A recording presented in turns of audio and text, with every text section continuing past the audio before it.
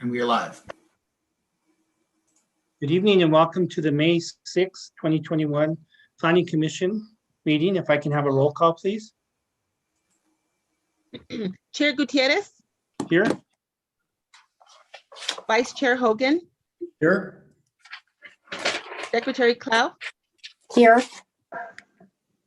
Commissioner Chavez, Here. Commissioner Faulkner, Here. Commissioner Garcia, Here. Commissioner Lawrence, Here. Commissioner Picciarello, Here. Commissioner Zatania. Present. Thank you, Mr. Chair. Quorum is present. Thank you. Moving on to the Pledge of Allegiance, and I'll lead. I pledge allegiance to the flag of the United States of America and to the republic for which it stands, one nation, under God, indivisible, with liberty and justice for all. Approval of the agenda. Any changes from staff? Chair, staff has no changes. Thank you. Any changes from the commission? Commissioner Faulkner, motion to approve. Commissioner Hogan seconds. Thank you. We have a motion and a second. If we can get a roll call vote, please. Yes, Commissioner Chavez, Commissioner Clow, Yes. Commissioner Faulkner, Yes. Commissioner Garcia, Yes. Commissioner Hogan, Yes. Commissioner Lawrence, Yes. Commissioner Picciarello, Yes. Commissioner Zatania. Yes. The motion has been approved. Thank you. Moving on to the approval of the consent agenda. Tonight, we have one item on the consent agenda, case 2021-3413. Anybody like to pull this for discussion? If not, I'll take a motion. Mr. Chair, Commissioner Hogan motions to approve. Commissioner Faulkner to second. Thank you. If we can get a roll call on the consent. Yes, Commissioner Chavez, Yes. Commissioner Clow, Yes. Commissioner Faulkner, Yes. Commissioner Garcia, Yes. Commissioner Hogan, Yes. Commissioner Lawrence, Yes. Commissioner Picciarello, Yes. Commissioner Zatania. Just to be clear, this is for the minutes for both? No, No, I'm sorry. it's for the consent Consent. agenda. Oh, the consent agenda. Yes. Thank you. Thank you. The motion has been approved. Thank you. We'll move on to the approval of the minutes. We have three different sets, March 18th, April 1st, and April 15th. Thank you, Secretary Clow, for catching that for us. Do we take them all together or individual? Sure, I understand that at least one commissioner might want to abstain from one set or more, so perhaps we should take them separate tonight. Thank you. The first one is for the March 18th, 2021. Any changes from staff? Thank you, Chair, Commissioners. Staff has no changes. Thank you. Any changes from the commission? Motion to approve by Commissioner Faulkner. Commissioner Hogan will second. Thank you. We have a motion and a second. If we can get a roll call vote, please. Yes, Commissioner Chavez, Yes. Commissioner Clow, Yes. Commissioner Faulkner, Yes. Commissioner Garcia, Yes. Commissioner Hogan, Yes. Commissioner Lawrence, Yes. Commissioner Picciarello, Yes. Commissioner Zatania. Yes. The motion has been approved. Thank you. Moving on to the April 1st, 2021 approval of minutes. Any changes from staff? Chair, staff has no changes. Thank you. Any changes from the commission? Chair, Commissioner Commissioner Faul- Hogan motions to approve. Commissioner Faulkner to second. Thank you. If we can have a roll call vote, please. Commissioner Chavez, Yes. Commissioner Clow, Yes. Commissioner Faulkner, Yes. Commissioner Garcia, Yes. Commissioner Hogan, Yes. Commissioner Lawrence, Yes. Commissioner Picarello, Yes. Commissioner Satania. I abstain. Okay, thank you. The motion has been approved. Thank you. And now the last set from April 15th, 2021. Any changes from staff? Thank you, Chair, Commissioners, no changes. Thank you. Any changes from the commission? Commissioner Faulkner to approve. Commissioner Hogan seconds. Thank you. If we can have a roll call vote, please. Yes, Commissioner Chavez, Yes. Commissioner Clow, Yes. Commissioner Faulkner, Yes. Commissioner Garcia, I did not attend this meeting, so I'll abstain. Thank you. Commissioner Hogan, Yes. Commissioner Lawrence, Yes. Commissioner Picarello, Yes. Commissioner Satania. I'll also abstain. Thank you. The motion has been approved. Thank you. No old business, so we'll move on to new business. Consideration of Bill 2021 dash. I don't see what the Excuse me, rest. Mr. Chair, Yes. do we have findings and conclusions to approve? Oh, I'm sorry. Yes, we do. Thank you. Thank you. So findings and conclusions for case 2020-2999, 4250 Cerrillos Road, Santa Fe Place Mall. Any changes? Chair, no Staff? Thank you. Any from the commission?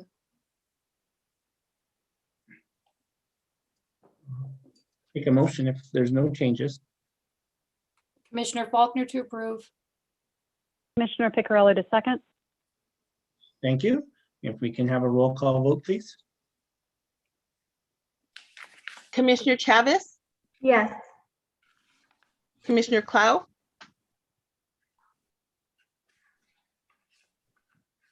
Commissioner Clow, you're muted. Yes, sorry. Thank you. Commissioner Faulkner, Yes. Commissioner Garcia, Abstain. Commissioner Hogan, Yes. Commissioner Lawrence, Yes. Commissioner Picarello, Yes. Commissioner Satania. Abstain. Thank you. The motion has been approved. Thank you, and thank you, Commissioner Lawrence, for taking me back there. Now it looks like we can move on to the consideration of that bill. Noah, you'll be presenting? Yes, Chair, thank you. Good evening, commissioners and members of the public. Thank you for hearing this tonight. The amendments before you are presented and sponsored by Councilor Beta and Councilor Lindell. Councilor Beta is here, and I'll briefly go through kind of an introductory statement for this. The proposal before you tonight would amend the city's land development code in regards to families transfer lot splits. Specifically, the amendments are to subsection 14-3.7F, notes 15 and 16 of the table of 14-7.2-1 and subsections 14-9.6A and B. Currently, as the code regulations are written today, if an applicant wishes to do a lot split that doesn't have access to sewer or water, they would need a total of 5 acres or more to create a new lot of no less than 2.5 acres. This has proved to be a real barrier to many areas that were annexed into the city, which don't have access to these city utilities. Within the last few years, there have been several inquiries by families wishing to split their lots and give one lot to an immediate family member. Most of these requests have been in areas which don't have access to water and sewer, and they don't have 5 or more acres to split. The proposed changes before you tonight would allow such lots to be split into 2 lots with a minimum size of 1.25 acres if well and septic permits can be obtained, and if the lot is created by an inheritance or a family transfer in accordance with the applicable regulations of section 14-3.7F. The proposed changes would only be for creating 2 new lots and transferring a lot or the lots to his or her children, natural or adopted, or grandchildren, or is created by a person who has performed the function of father, mother, grandfather, or grandmother for the purpose of transferring a lot to a person for whom such person has performed that function, provided that that person proposing to create the subdivision and transfer the lots files the appropriate documentation conveyance with an affidavit with the county clerk.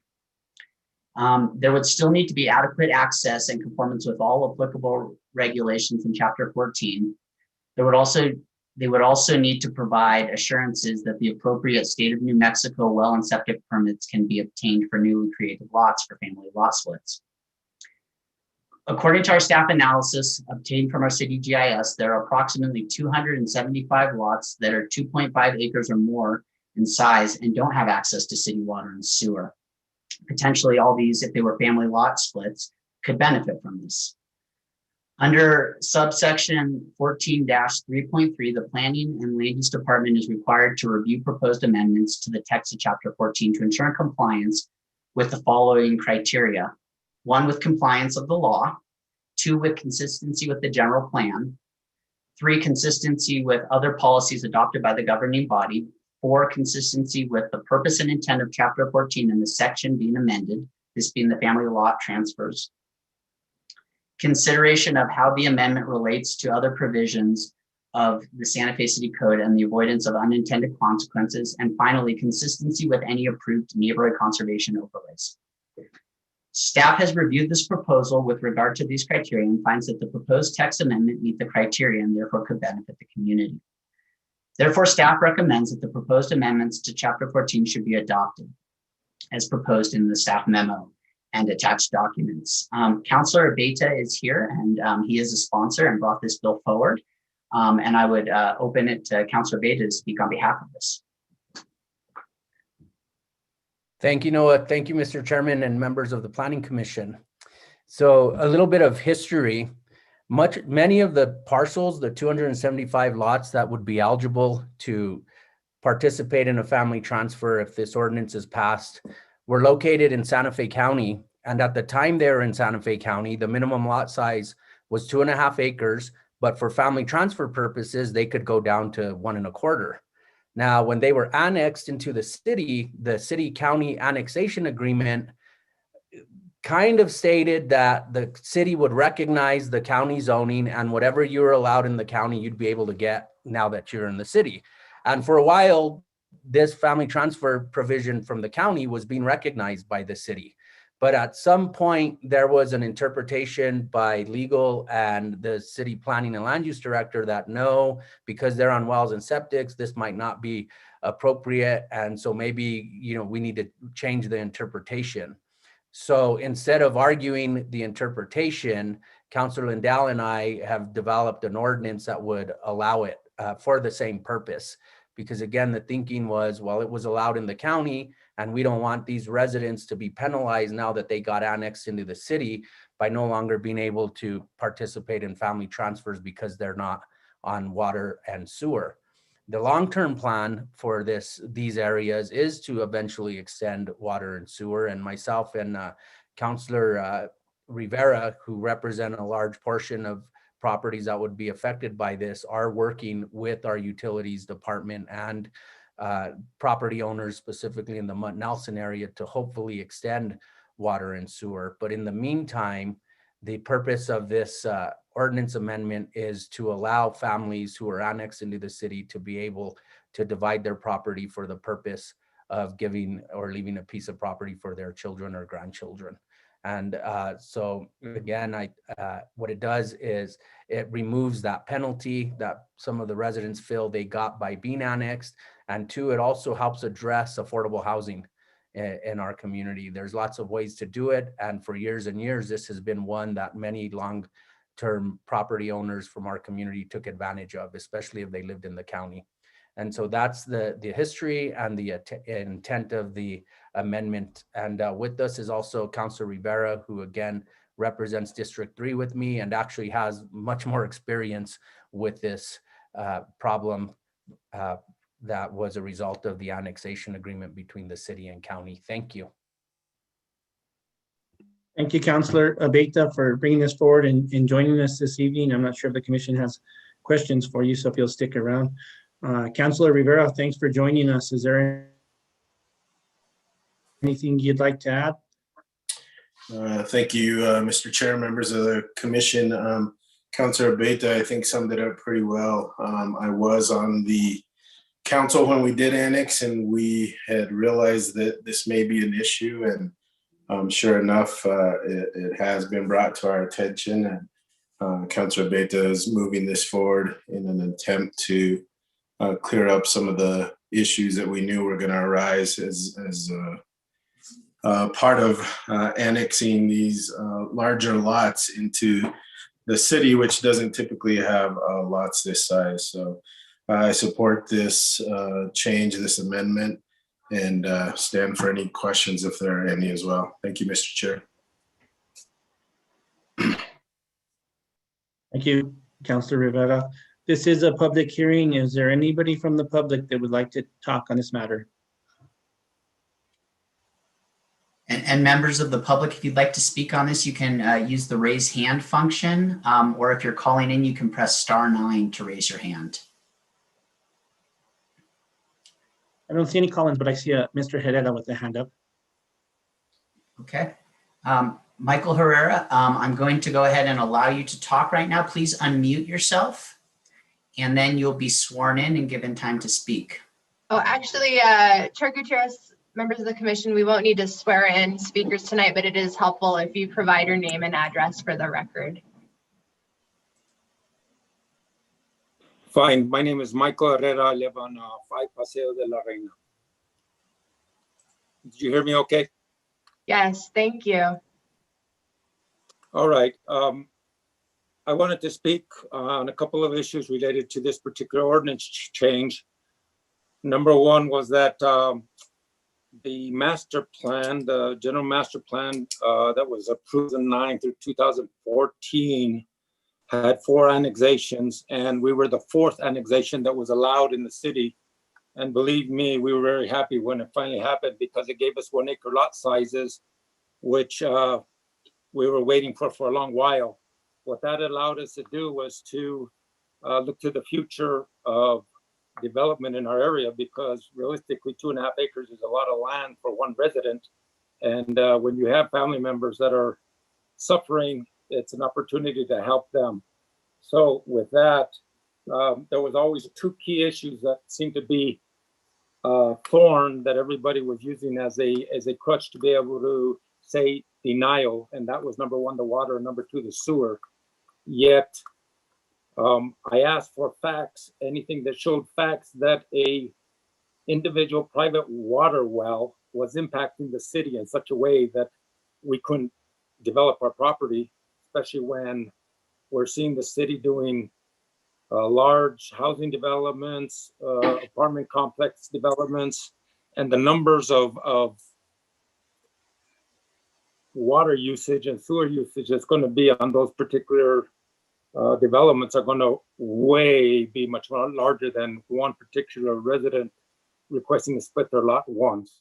Now, we understand that we have restrictions with our water wells, and the amount of gallons per year, or however it's monitored, is something that is monitored as we speak right now. So we understand that we have limitations, but I do not think that a lot split, even if it's 275 of them, is going to impact our aquifer like one of the apartment complexes might impact our water usage when they're all put into effect.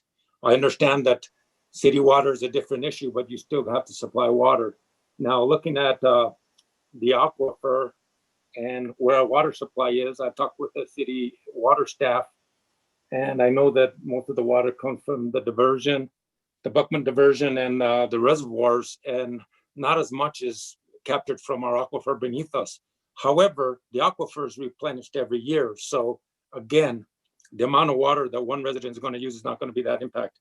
Another thing was septic systems. And again, nobody can prove to me, nobody has facts that says a septic system is impacting in a negative way to such a degree that we can't split our lot. A septic system is approved, it's authorized, it's monitored, and they function well. So the water and the septic, although they've been used many times, and as a matter of fact, we requested a family variance back several years ago. I couldn't find the data, but it might have been 2004 or something for my mother-in-law, and it was denied because of the water issue. And it hurt our family deeply because we spent a lot of money to get to the point where we get in front of the city. We thought it was a go, and the staff just said, nope, it's a negative because you're going to impact our water supply. One lot split, one residential development. So much for the affordable housing for the families in the area. So here we are again in 2021, trying to do the same thing. And believe me, it's been a long road trying to get this lot split approved, because now that I personally am 62 years old, my children are much older, they have moved on. So the lot split that we needed back 20 years ago, 10 years ago, could still help somebody, but my children are now living in Rio Rancho. One has moved to Pecos. You know, we have this scenario time and time again where family members have moved outside the city limits because we can't help them. Speaking of the issue of family, there used to be the definition of family being aunts, uncles, brothers, sisters, etc. And somehow, at some point in time, the definition has changed to children and grandchildren. That is going to be an impact for individuals. If you have a brother that needs help and he can't afford to go buy a place in the city, yet you have the land and you can help your brother according to your ordinance as it stands right now with the family definition, you can't help him. I request that the family transfer definition be reconsidered so that the family could fall under the definition of family in your definition criteria that says 2 or more natural persons related by blood. That's family. My brother, my sister, my niece, my nephew, they need help. And if we can help them by giving the piece of the land next to us to keep the harmony in the neighborhood and allow us to grow as a family, then that would meet affordable housing criteria. It would meet the issues that we tried to do to Affordable Housing Bill of Rights that was dated July 13, 2015. There's other bills that are out there that we try and say we're trying to help the citizens of Santa Fe, yet there are little itty bitty issues that make it difficult. One other issue that I wanted to point out that we somewhat resolved was the water issue for the fire department. The fire department needed water in case of a fire in the area. We went through this discussion and we resolved the issue that water tankers is the answer. Yet the city of Santa Fe has not taken on the opportunity to buy water tankers for the fire department so that you can get to the areas that you need to when you want to. We had to incorporate the fire department of the county to be able to approve us to move forward with our developments without having to put fire suppression. So I recommend that the city looking to buy water tankers, and I've already looked at the prices. You could buy a 32,000 gallon water tanker for $56,000. Now, in your budget, I hope you reconsider and you think about buying tankers for the city fire department, because that is also going to help this particular issue. For lot split. Yes. Yes. If you can wrap up your thoughts for us. I don't want to get into the weeds on fire trucks and stuff like that. I just want to try and stay focused on the bill that's in front of us. Sure, sure. I could pretty much wrap it up with one particular thing that was said earlier, that it should be consistent with the general plan. Well, the general plan approved 1 acre lot sizes for us. Now, on a particular date, October 8th, 2014, the governing body pulled that general plan decision. So where do we lie when you say consistent with the general plan when we were authorized 1 acre lot sizes, yet the governing body pulled it? I don't understand where, we meet the ordinance at that point. And that's all I got to say. Thank you, Mr. Herrera. Mr. Burke, I see we Yes. have somebody else that would like to testify. Chair Chris Corey. Chris, if you could unmute yourself and provide your name and address for the record. I am Chris Corey. I'm here with my wife, Jody Corey. We live off Nelson Loop. I've talked to you on the phone, I think, Noah, a couple times. And I don't know what to add other than Mr. Herrera was very eloquent in his thoughts, and we agree completely and want you guys to pass this amendment. So no more detail is needed. I thought he did a great job, but we are fully on board. Thank you, Mr. Corey. Thank All you, of our Mr. neighbors Herrera. are. So to add to that. Anybody else like to testify? I don't see any hands up, but I'll give you a minute if there's anybody else that'd like to testify. And I don't see any callings. Do you know? Chair, Commissioners, I do not. Okay, seeing no hands raised, I'm going to close the public part of this and turn it over to the commission. Commissioners, if you have any questions.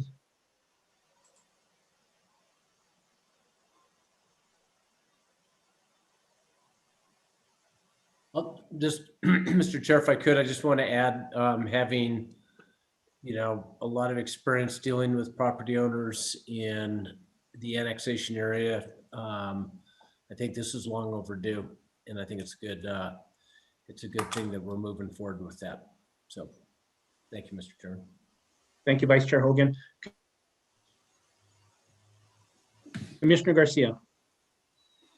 Mr. Chair, thank you, fellow commissioners. I guess just one maybe point of clarification. Mr. Herrera alluded to possibly the definition of family, and in regards to, I believe in the proposal, it says fathers, mothers, children, natural adopted, grandchildren. But he did note in there possible siblings. Is that somewhere in here that I couldn't find it in there?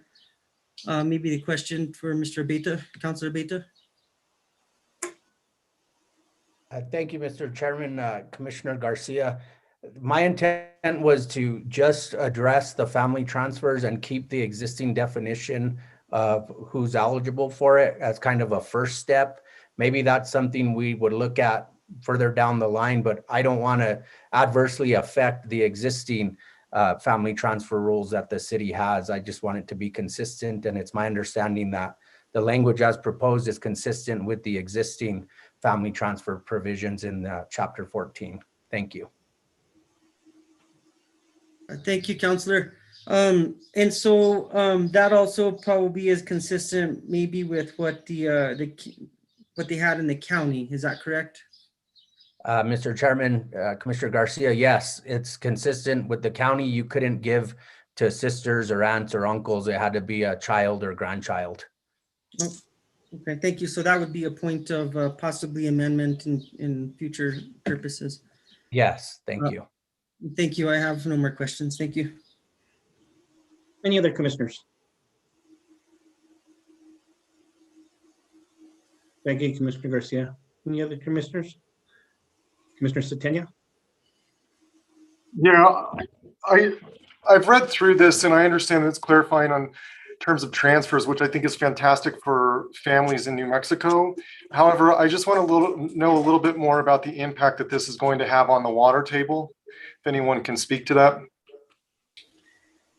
Chair, Commissioners, Commissioner Satenia, Jesse Roach from the water company is here, and I think he probably would be the expert person to speak about that. Thank you.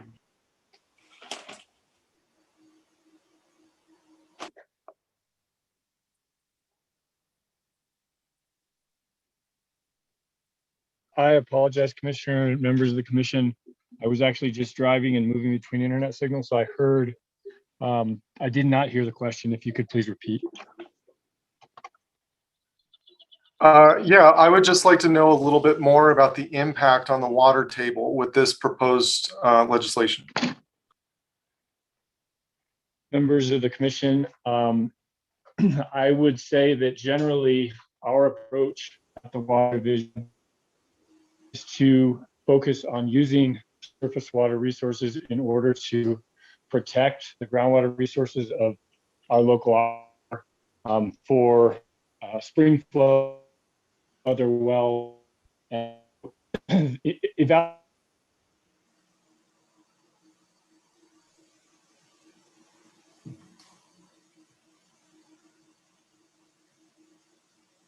Mr. Roach, we lost you a little bit. Are you still with a signal?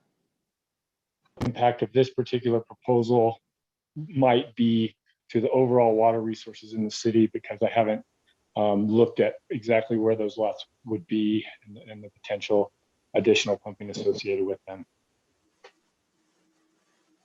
Mr. Roach, we lost you for most of what you said. I hate to ask you to re-sum it up, but if you would, please. I apologize. I'm not moving anymore, and I should be near a stable signal, so I apologize. Can you hear me now? Yes, thank you. So I was just going to say that generally the approach to water resources management that we utilize is focusing on trying to use our surface water resources in order to rest and save our groundwater resources for time of drought. And that generally we would try to limit water pumping from areas within city limits. The impact of a single well, single domestic well is generally considered negligible or de minimis in legal terms, but the cumulative impact of many of those wells can have substantial impact. And I believe that the springs in La Cienega are a good example of that. So in terms of what the potential impacts of this proposed ordinance change would be to our water resources in the city, I can't speak specifically to that because I haven't looked at the spatial distribution of where these lots might be and the potential added water demand associated with them. So I can only speak in generalities as to how we approach surface water versus groundwater and attempt to maintain local groundwater levels as much as we can. Mr. Roach, can you give us any idea with the 225 potential properties that could be split, if I understand that correctly, or would that be, if that's 225 properties split, would equal 550 potential properties created, or 550 wells that would be created? Do we know what the impact of 225 additional wells would be? I know that Councilor Beta has stated that the intention is to, in the future, build, gain water access. But in the meantime, if these lots were split and that water access was not available for surface water, can you speak to the impact of 225 new wells potentially? Well, regardless of location or how close they are to each other? Again, without knowing the specifics of the locations, it would be hard for me to give exact details. I guess the magnitude would be, as you said, at most 225 new wells. And I apologize, I don't even know exactly what the sort of requirements are on the maximum amount that could be extracted from each of those wells. But if it's somewhere on the order of 1 to 3 acre feet per year, we're looking somewhere in the order of 200 to say 600 acre feet of additional water use. And to put that in context, the city currently produces about 9,000 for the whole city. So, if you if you play the scenario to its extreme, it would be a potentially a noticeable impact, but not overwhelming. Thank you. Commissioner Setenia, you done? Yeah, that's all the questions I have for now. Thank you. Thank you, Commissioner Setenia. Councilor Beta, did you have your hand up? Is there something you wanted to add, or was it covered? I know it was covered by Mr. Roach. Thank you. Thank you, Councilor. Mr. Isaacson, go ahead, and then we'll go to Commissioner Chavez. Thank you, Chair. I think it's also important to keep in mind that many of these lot splits will be using shared wells. So drawing from existing wells that already are present in the area. And then I think another important thing to consider is if you look at the exhibit that's included in your packets, it's a map of the lots that are eligible for this lot split. And there's a large number of lots in the sort of foothill areas of districts 1 and 2. Those lots may be further challenged and difficult to split due to mountainous terrain limitations in our code. So that number of 275, while it's a raw number of all the lots eligible, the actual number of lots that could potentially be split is probably more in the magnitude of 200. And of those 200 lots, many of the split lots will be drawing from the same well resource that's already existing. So something to keep in mind as we start to think about what the impact may be to our aquifer moving forward if this amendment is passed. Thank you, Director Isaacson. Commissioner Chavez. Thank you. And I was going to speak on to what Director Isaacson said because I thought the wells were going to be shared. But I did want to just mention the housing situation in District 3. Having worked in the community there and serving that population, the majority of households have 7 to 10 family members or more. So I feel like this is a great opportunity to promote affordable housing. I know that I was shocked at that data when I collected it. So I want to send my appreciation to Councilor Beta for bringing this forward.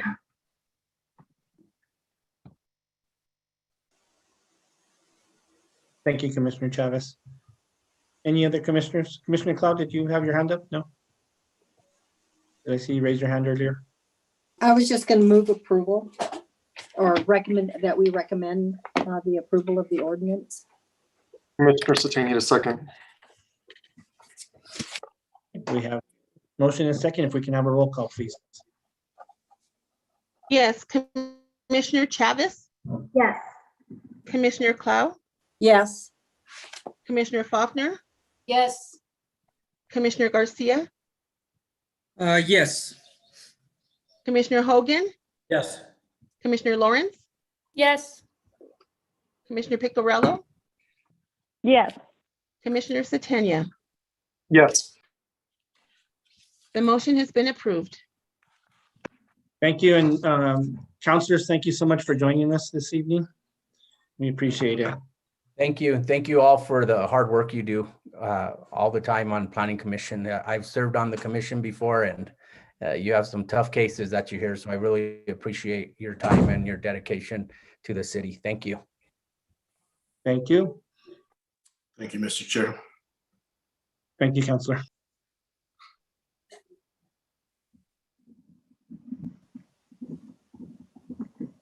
Let me get back to my agenda, guys.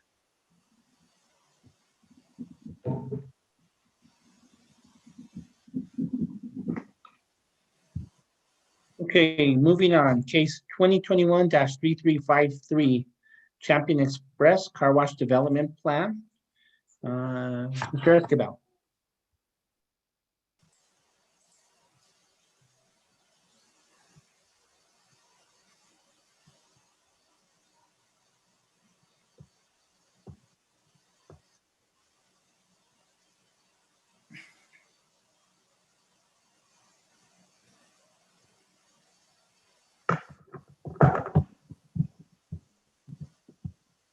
Dan, we can't hear you.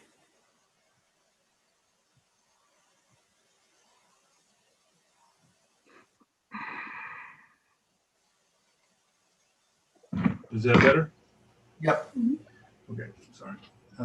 Case number 2021-3353, Champion Express Car Wash Development Plan, Jenkins Gavin Inc. agent or Santa Fe Mall Property LLC owner, request development plan approval to construct a 4,431 square foot structure with 6,716 square feet of roofed area for a fully automated car wash. The property is located at 4410 Cerritos Road. The property is approximately 2.95 acres in the zone SC3, which is in a regional shopping center district. The second case is 2021-3354, 4410 Cerritos Road car wash special use permit. And the same applicant and owner requested approval of special use permit to allow vehicle service establishment in a regional shopping center district.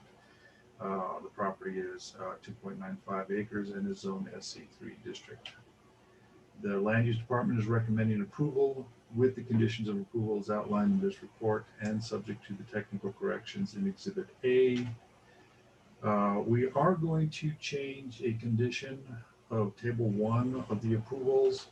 And that condition is going to read: a water budget and water rights transfer or water offset amount for the project shall be approved by the City Water Division prior to filing the development plan. I have talked with the applicant, and they are in agreement with all the conditions, including those listed in Exhibit A. There are, this project is going to be discussed as one project, but there are 4 motions that are required: approve or deny the special use permit for case 21-3354, subject to conditions of approval and technical corrections recommended by staff. Approve or deny the development plan for case number 2021-3353, subject to conditions of approval and technical corrections recommended by staff. Approve or deny the findings of fact and conclusions of law for case 2020-3554 as shown in Exhibit B. And approve or deny the findings of fact and conclusions of law for case 2020-3354 as shown in Exhibit B. The special use permit should be heard first, since it does address the use of the property. Without the use, the development plan isn't really going to be effective. The property sits just south of Rodeo Road and in between Harley Davidson and Meineke Brakes Mufflers, and north of the Santa Fe Place Mall. The property is vacant and has been used for tree sales and car sales and various type of special permitting, such as circuses and other stuff. Otherwise, it is vacant. The original lot was a Tract 9 under the 1984 development plan. As part of the subdivision that was adopted as part of the Planning Commission for the mall, the lot has been relabeled as Lot 1A2. On the original development plan in 1984, there was a condition that required that final development plan approvals be by the Planning Commission, because normally a project of this size would be a building permit. But because of this note, it has appeared before the Planning Commission.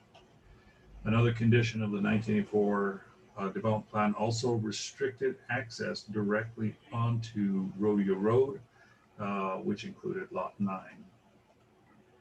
The property, the project is going to require 18 parking spaces. The applicant is providing a total of 44, which exceeds the requirements. The applicant did not meet the bicycle requirements for Chapter 14, but it was added as an amendment in the Exhibit A technical corrections. Again, the applicant has agreed to amend the development plan to include bicycle racks in accordance with the section. With regard to utilities, the applicant has submitted a water budget different from the one that went out in the packet. The original water budget was for 5.45 acre feet. The new water budget has lowered that amount to 4.06 acre feet per year. The significant factor of that is that under 5 acre feet for commercial developments, you do not have to provide water rights. The special use permit, the applicant has complied with all of the approval criteria and necessary findings pursuant to section 1436D. And the applicant has also provided all the necessary findings for section 1438D for development plans. An E&N was conducted on February 1st. There were 3 members of the public in attendance. The only concern that was brought up was for the prairie dogs and whether development would occur on the embankments, which there will not be, only landscaping. And with that, that concludes my presentation. If there are any questions, I can answer them. Thank you, Mr. Escobar. Ms. Jenkins, you have a presentation for us? Yes, thank you. Thank you, Chair. I'm Jennifer Jenkins with Jenkins Gavin, and I am ready to be sworn in. Thank you. Do you swear under the penalty of perjury that the testimony you're about to give is the truth, the whole truth, and nothing but the truth? I do. Thank you. Please state your name and address for the record. Jennifer Jenkins, 130 Grant Avenue, Suite 101, Santa Fe 87501. Thank you. Great. Thank you, Chair Gutierrez. Commissioners, as I said, I'm Jennifer Jenkins with Jenkins Gavin here on behalf of Santa Fe Place Mall in request for development plan and special use permit approval for the Champion Express Car Wash. I do have a brief presentation, so I'm going to go ahead and share my screen.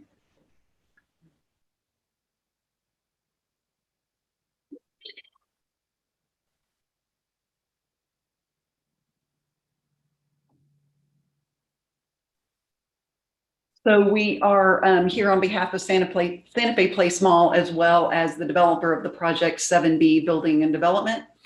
Jenkins Gavin is a planning consultant, and our engineering firm is Burkhardt Inc., and the architect is CL Helt Architecture.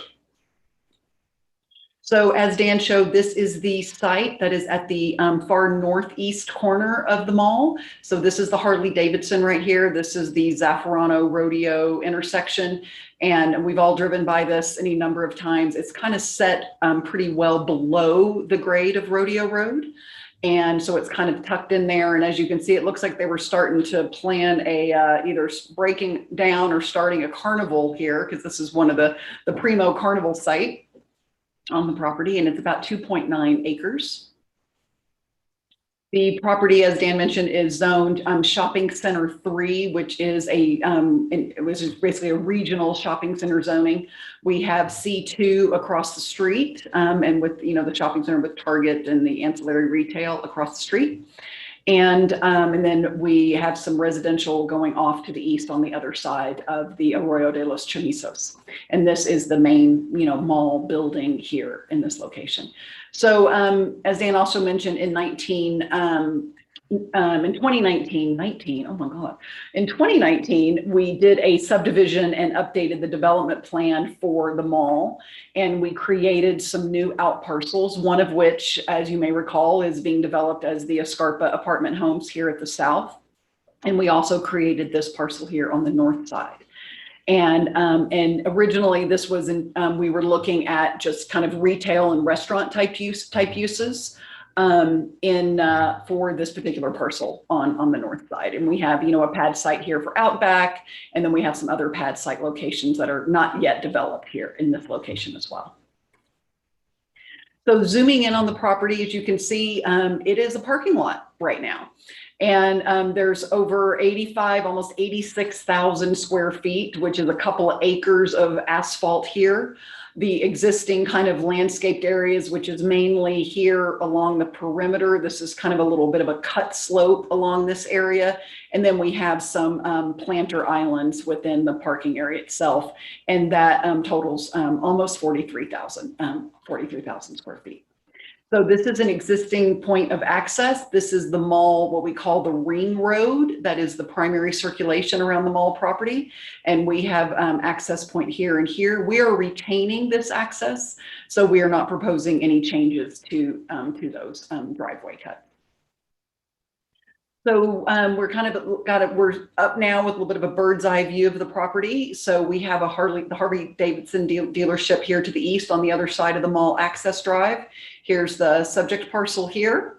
And then we have a Meineke car service center. And then we also have the Firestone Auto Care Center here and tire retail establishment. And then we have the Zaffarano retail environment directly across the street. And then as you can see down here in the corner is the Santa Fe Place Mall building. So one of the criteria with respect to the special use permit is ensuring that the use is compatible with its surroundings. And obviously this portion of the Rodeo Road corridor and the Cerrillos Road corridor is a very robust mixed use commercial environment. And so, there is a car wash across on the other side of Cerrillos, that's Cerrillos and Zaffarano, just kind of going straight down Zaffarano this way. And then, of course, we have more vehicle service type services here directly adjacent to the proposed car wash. So here's our proposed site plan. These are the two access points that I mentioned previously. So coming in from the mall entry road, this would be the entry, and there would be 3 lanes that would come in, and these are the pay stations for the car wash, so it's all automated. And then the vehicles would narrow down into 1 lane. And then there's a little bailout lane here. So if for some reason you're in line and you get an emergency phone call and you got to go, you have a place to sort of, get out of line and get out of the queue. So you remain in your vehicle and you go through the car wash here and you exit. And then we have the vacuum stations here in this area. And then we have an exit here. And this also functions as an entrance as well. There is a small office area and restrooms. And then we have some parking here, whether for customers or employees to park in this area. And what is really interesting about this is we've actually reduced the amount of asphalt here by 60%. And we have an over 200% increase in the pervious landscaped areas.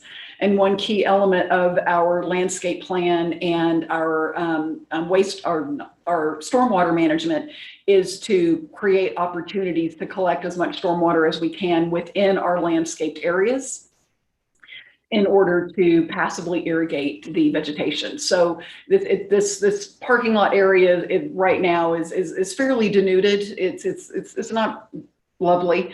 And so we think in a lot of ways, this is going to be a huge improvement just in terms of the amount of vegetation as you enter the mall property. So this is a rendering that shows looking from the southeast. This would be the entry into the car wash tunnel. And so we have earth tones and it is a completely stuccoed building, and we have some stacked stone details on the columns here, as well as kind of a stacked stone wainscot. And you'll see these stacked stone details also within the mall property, especially on the north side of the mall, where some of those facades have been redeveloped over the last 5 years or so. That is an element that is replicated in various elements of the mall. So we're trying to mirror that in terms of some architectural compatibility. And then this is the view looking from the southwest, and this is the exit. And as cars are exiting and heading into the vacuum areas.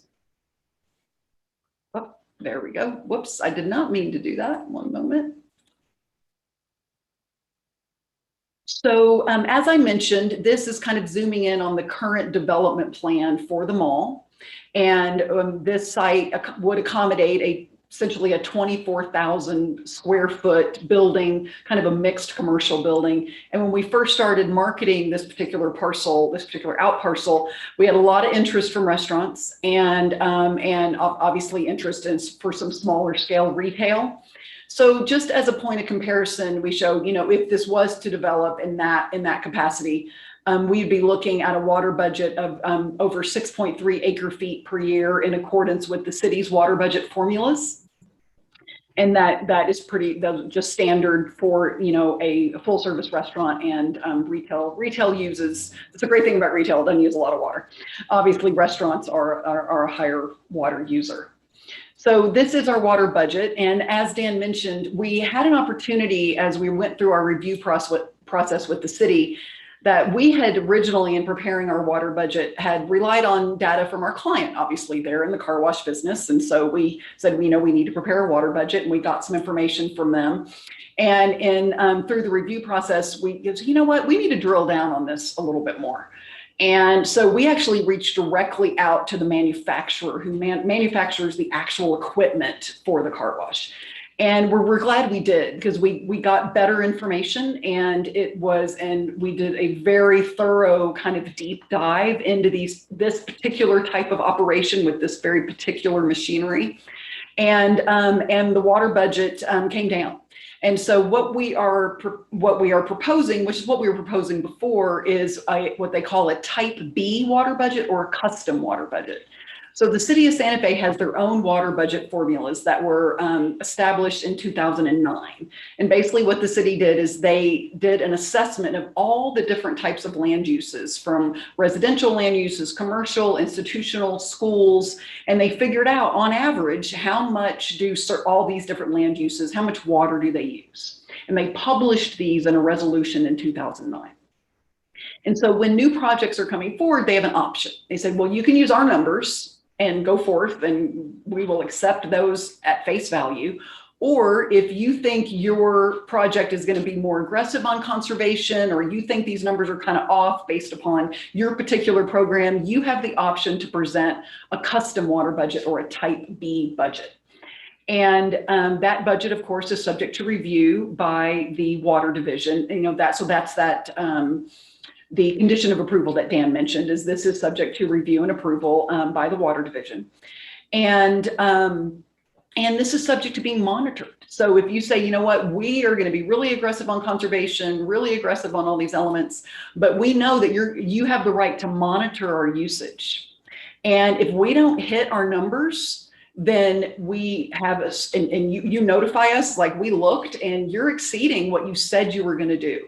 Then we are given a certain amount of time to cure. And, you know, maybe there was some issue with a piece of equipment, or there's something else, or maybe we're overwatering in the irrigation, or you know, go back and assess your water use and say, you know what, we're going to fix this. And if you're unable to fix it, then you have to either pay more fees or bring more water rights in order to compensate for the overage that you have done. So that's kind of the quid pro quo. It's like, you can propose a lower budget, but you are subject to being monitored. And one of the key things that we learned when we sort of did this deep dive, and as you can see, the city standard formulas show this type of car wash being at 5.6 acre feet per year. And we actually, based upon our water reclamation program, we're at 3.6. So this really is a model for how these facilities should be run and can be run. And I know that most of our more contemporary car washes in Santa Fe are doing some level of water reclamation, which is fantastic. And this is what we should be encouraging. And so we are really excited about the fact that we are at 63% of our potable water is reclaimed. And how does that work exactly? So this is how it works. So we have obviously potable water that comes in, and then we have reclaimed water that comes in. Car moves through the car wash, and then there is a separation tank. And so there are certain solids and that are separated out. And then there's a treatment and filtration process that moves the water right back in and right back into the system. So this is like a continuous loop. And you know, I've learned a lot about car washes through this process, which has actually been really interesting. And on average, like, if you're going to wash your car in your driveway, that on average uses like 100 gallons per car. I mean, that is a crazy amount of water. So we are really excited that this is a really aggressive reclamation program. And I can answer more questions about this process and how it works. And I would be happy to do so. But with that, I will be happy to stand for any questions.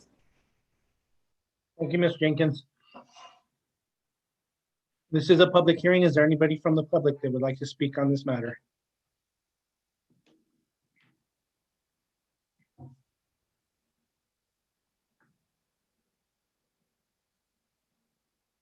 I don't see anybody, but I'll give it one more call. Anybody want to speak on this matter? Okay, we did get a hand up. Mr. Burke. Thank you, Chair. Derek, go ahead and unmute yourself, and you will be sworn in and be given 2 minutes to speak. Thank you. Do you swear under the penalty of perjury that the testimony you're about to give is the truth, the whole truth, and nothing but the truth? Yes, ma'am. Thank you. Please state your name and address for the record. Derek Merchant, 13105 Dover, Lubbock, Texas, 79424. Thank you. Mr. Chairman, Commissioners, Derek Merchant. I am the CEO of 7B Building and Development. I'm also a co-owner with my dad and my two brothers of Champion Express. And we're just here excited about the opportunity. Thank you all for your time. Thank you, Jennifer, for a presentation. Just wanted to say that, you know, car washes have changed over the years. The technology has vastly improved, and we're excited about this project and excited to have an opportunity. And that's pretty much all I had to say. Would be glad to answer any questions as they come up. Thank you, Mr. Merchant. Anybody else from the public like to speak on this case?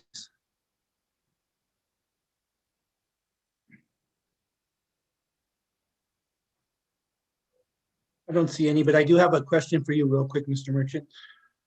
How many of your car washes, or how many do you have, and how many are using this reclamation system, and are you happy with it? Yes, Mr. Chairman, thank you for that question. Right now, we own and operate 19 locations. We opened Silver City, New Mexico today. We got our C of O. So we are also planning to expand in the Albuquerque area. We've got a future location and plan development for Manal Road and in that Albuquerque area. We plan to add 2 or 3 more locations in Albuquerque. We of course have our location in Espanola, a location in Gallup, a location in Los Lunas as well. And we are super happy with the reclaim system. We take much pride in conserving water, and car washes used to use a lot of water, and so to have a reclaim system that requires extensive training and maintenance is an important thing to our family.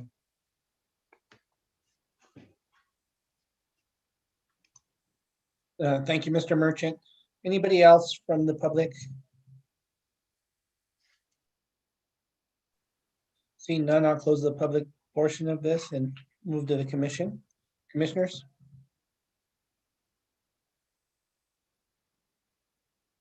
Commissioner Satenia. Yeah, Ms. Jenkins, if we can actually pull up the presentation that you had. I have some questions about the water usage that you might be able to help me with. Sure. Do you want me to pull up the budget? Yeah, the budget, and then we can come back to this diagram here. Okay. Just so I want to understand, so the car wash operations itself is going to be 3.43 acre feet, correct? Yes, that's just, pardon me, my apologies. I just moved the wrong direction. Yeah, so directly from car wash operations is 3.43, correct. And if you multiply that out, an acre foot consists of 325,851 gallons. Is that where you're getting the 1,118,000? Yes. You call it annual water usage, but that's GPY. Can you clarify that? Gallons per year. Thank you very much. Now, I just want to understand in terms of water usage, now if you can go to the next slide, of that 1 million gallons per year, you're saying that only 36.8% of that is going to be fresh water. So we could say that 36.8% of a million plus gallons is what would actually be used a year. Is that what you're claiming with this diagram? No. Let me clarify. Hold on. I'm having some technical issues. I'm just going to leave it like this so I can get to what I need. So the 44 gallons per year that we have here, basically what we have 16 gallons per car. So there's 44 gallons per year, and 63% of that is reclaimed. So I mean per vehicle. So that is the net effect. So 63%. So what the net usage after you reclaim is the 16.3 gallons per car. So the annual, so it would still total 1 million plus gallons a year of water usage. Yes. So yes, this Potentially for number, the the site.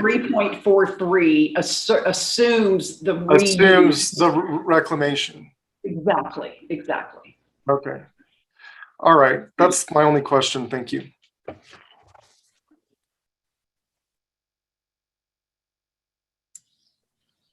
Sorry, guys, muted. Thank you, Commissioner Setenia. Commissioner Garcia, you have the floor. Thank you, Mr. Chair. I guess my question might go to, well, either Dan, Mr. Esquivel, or Ms. Jenkins. You stated that 4.06 acre feet. So initially you were above the 5 acre feet per year, which would have required you to purchase water rights. Is that correct? Well, not necessarily. I will share my screen. So based on staff's opinion, the previous water budget was at 4.9, which assumed a 50% reclamation, which had been the initial information we had received.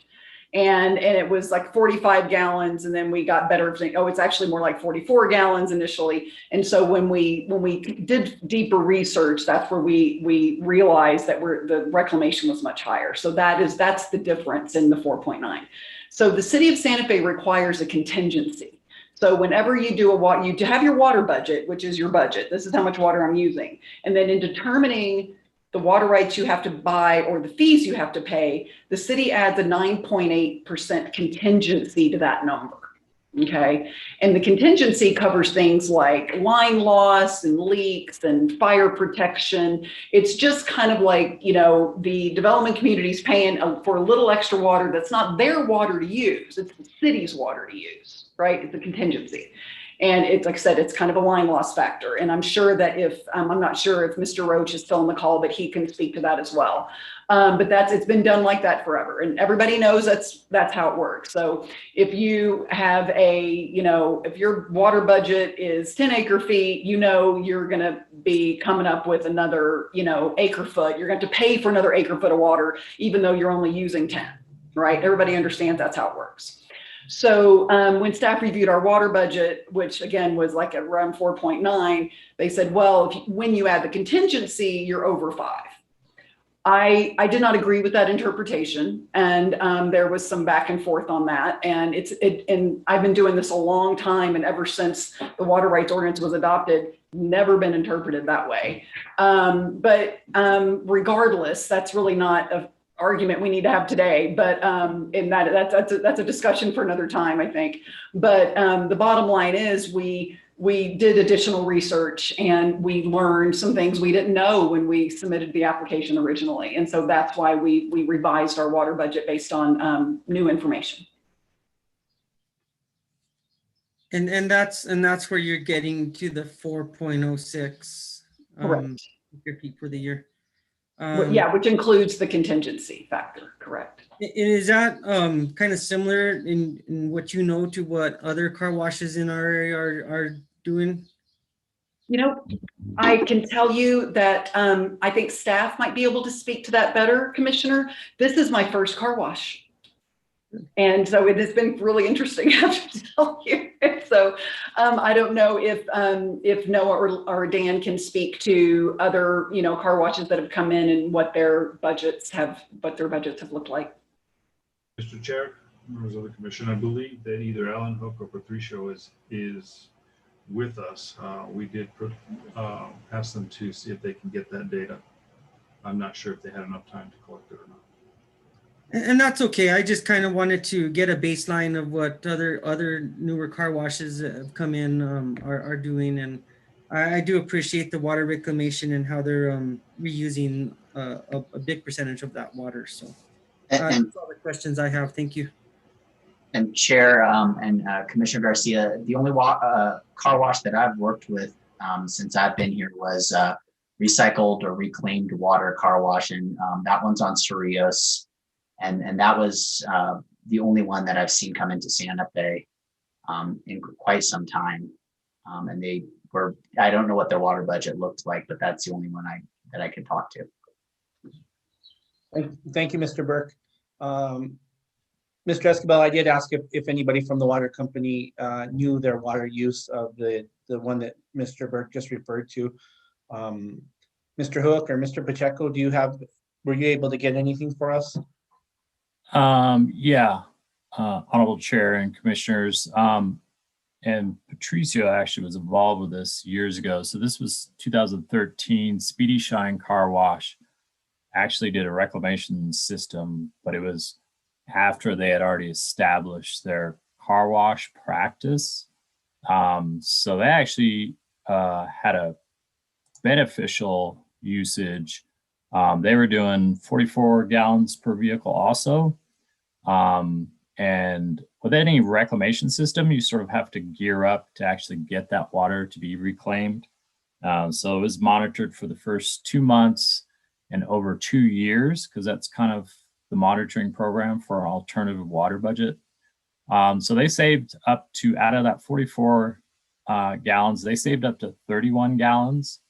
So over time, that actually became 9.5 acre feet per year they were saving. So that's about almost $160,000 in water rights if you priced it at $16,600. For them, they got a rebate of $25,000, but they actually saved about 70% on their reclamation system. And that's the only one that we're. Thank you, Mr. Hook. Commissioners, any other questions?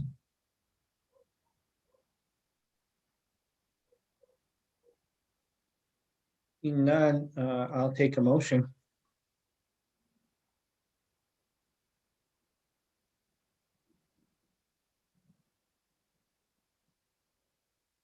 Mr. Chairman, I'd like to move approval. You could help me out with the case number there. I don't have the paper in front of me of the case in front of us.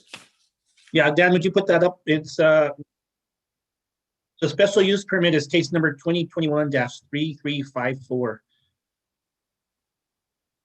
Thank you, Mr. Chairman. So moved.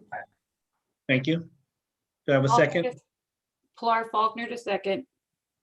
Thank you. If we can get a roll call vote, please. Commissioner Chavez, Yes. Commissioner Clow, Yes. Commissioner Faulkner, Yes. Commissioner Garcia, Yes. Commissioner Hogan, Yes. Commissioner Lawrence, Yes. Commissioner Picarello, Yes. Commissioner Satania. No, and I would like to state my reason. After the vote, you'll be. Oh, are The you motion has done? been approved. Thank you. Okay. Commissioner Satania, please go ahead with your explanation. Thank you. I just want to state I can in good conscience in terms of special use permit approval criteria. The second criteria stating that granting the special use permit does not adversely affect the public interest. I think in this day and age, for those people that are concerned about water in our city, voting on an additional, million plus gallons to our surface water meets this criteria. So I would just like to state that for the record.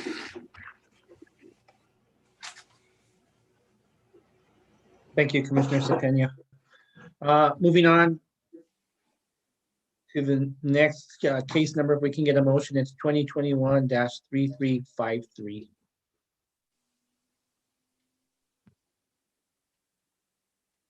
Mr. Chair, I'd be happy to make those motions, but I'm having a hard time pulling up the documents at a point that I can read them. So if somebody else would mind taking over the motions, I'd appreciate it.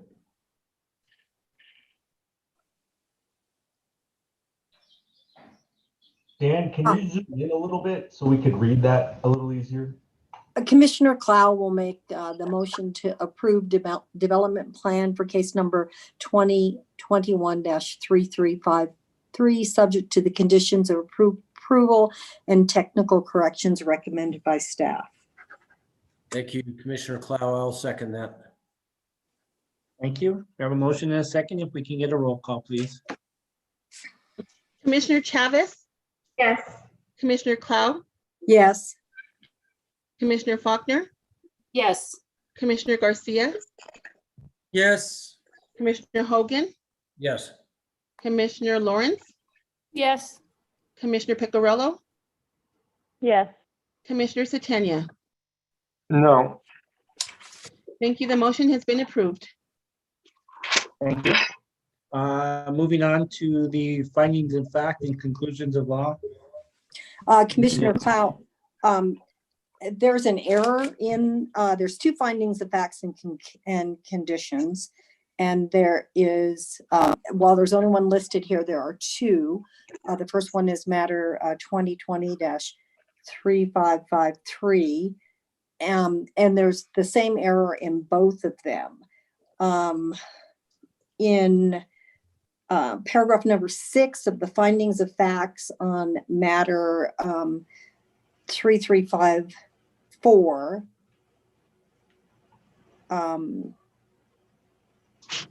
well, anyway, it states that there was an ENN meeting, but none of the public attended, and that's not correct. There was an ENN meeting and 3 members of the public attended, and one concern was voiced about the prairie dogs, and there was a discussion that they're going to be up on a hill and they won't be disturbed, but if they are, then they'll remove them like they're supposed to. And so on, and then on the second finding, it's finding number 5, where there's also an error. So I would move both findings in case number 2021-3354 and 2021-3353, subject to that one correction, that correction on each of them, that there was an ENN meeting with 3 members of the public attending.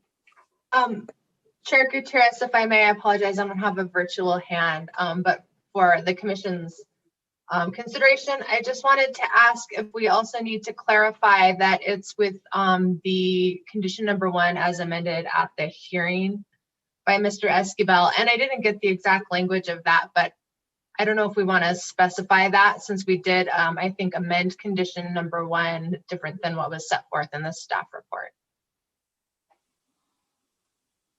Yes, Ellie. Dan, can you put that condition back up?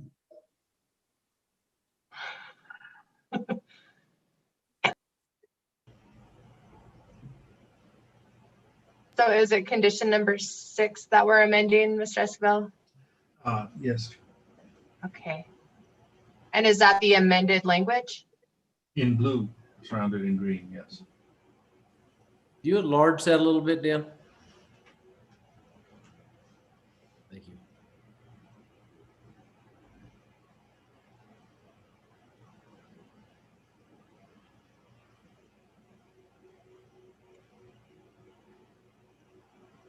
Mr. Chair, are we still waiting for a second on that? If so, I would like to make that second. Commissioner Hogan.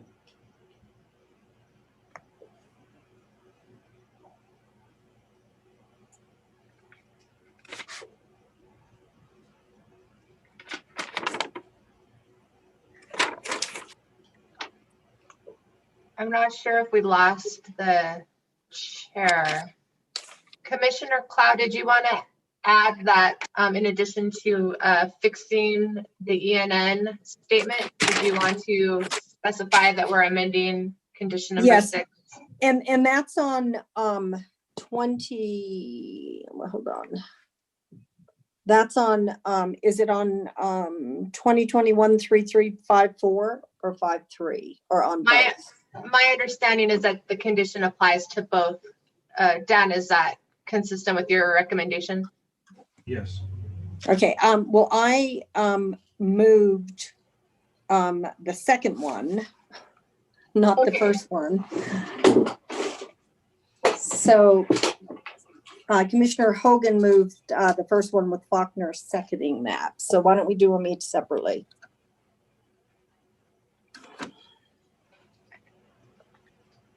And did we completely lose our chair?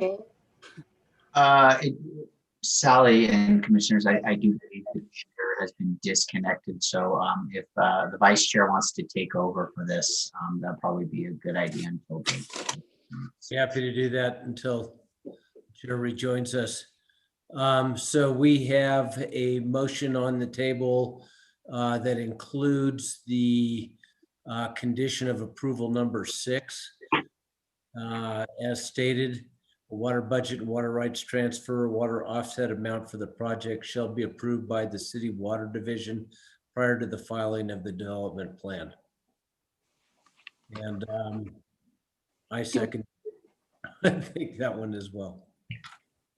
So is it Commissioner Clow that made the motion and Commissioner Satania seconded?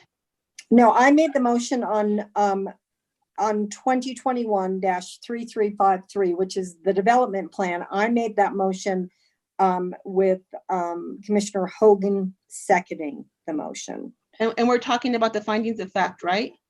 No, I think we're going back to the development plan itself. Oh, Okay. I thought Is we were that just correct? talking, Sally, I thought we were talking about the findings of fact. my understanding was consistent with Melissa because I thought Okay, the motion on the case was explicit enough to incorporate staff's recommendation on the Okay, condition. that's fine. Yes. Okay. So we're on the looking- findings of facts and conditions of law on both matter 3354 and 3353, I would move their approval subject to the correction on the ENN issue that there was 3 members of the public present and 1 voiced concern about the prairie dogs, and also subject to condition of approval number 6 being changed to read a water budget and water rights transfer or water offset amount for the project shall be approved by the city water division prior to the filing of the development plan.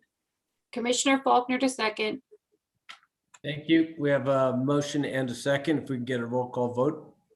Yes, Commissioner Chavez, Yes. Commissioner Clow, Yes. Commissioner Faulkner, Yes. Commissioner Garcia, Yes. Commissioner Lawrence, Yes. Commissioner Picarello, Yes. Commissioner Satania. No. Okay, and I believe since the vice chair is chairing right now, he will not vote. Is that correct, Commissioner Hogan? I think that's correct. Or did you? Okay, great. The motion has been approved. Thank you. Okay, does that conclude business on that item?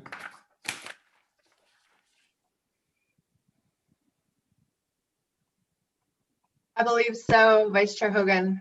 Okay, great. Again, I'm You having all trouble with very much. Thank you, Ms. Jenkins. Again, I'm having trouble getting the content from the agenda on my screen. No, Mr. Burke or somebody, if I could ask you to introduce the next case, please.